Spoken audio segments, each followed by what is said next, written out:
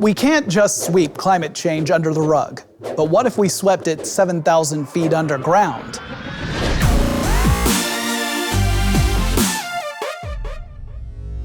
You know, if you visit a hot nightclub in Miami, you might see some international models dancing to some bass-heavy techno music.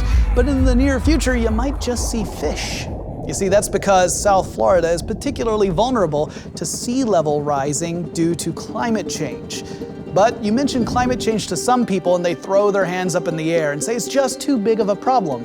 This would require too much governmental cooperation across countries that rarely can coordinate on anything, let alone something as big as climate change. But don't lose hope. I mean, we've done it before, sort of. Do you remember the hole in the ozone layer?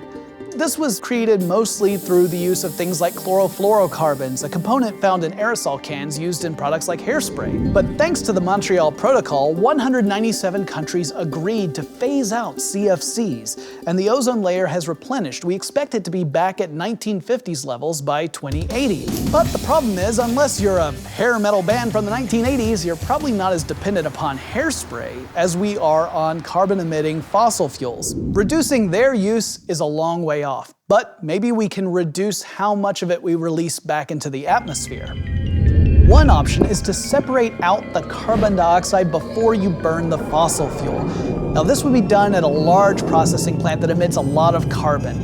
You take the carbon and you pump it through pipelines down into the Earth's crust to a layer of porous rocks. The carbon actually seeps into the spaces in these rocks, and then a level of non-porous rocks above acts as a seal, keeping the carbon from escaping and moving back to the Earth's surface.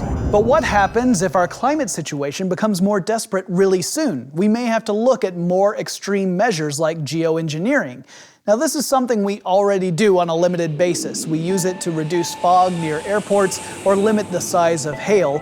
But in this expanded version, we would be using sulfate aerosols. This is essentially the same stuff that gets ejected into the atmosphere after a volcanic eruption. We would take it into the stratosphere with special aircraft to disperse it. These particles reflect sunlight, so the sun's light gets reflected before it can be captured in the Earth's atmosphere by greenhouse gases. Sounds great, right? Perfect solution.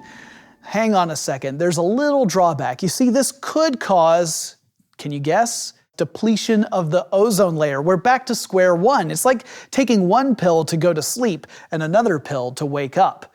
Now, as anyone in medicine can tell you, it's always better to treat the underlying cause than the symptoms. But in this case, that means pouring more money and resources into renewable energy like solar, wind, or biomass. So, is it possible?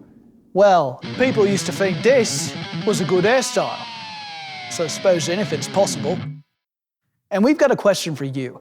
What concerns you most about climate change? Let us know in the comments below. And if you enjoyed this video, make sure you like it and subscribe to our channel. We've got a lot more videos about the future coming up really soon.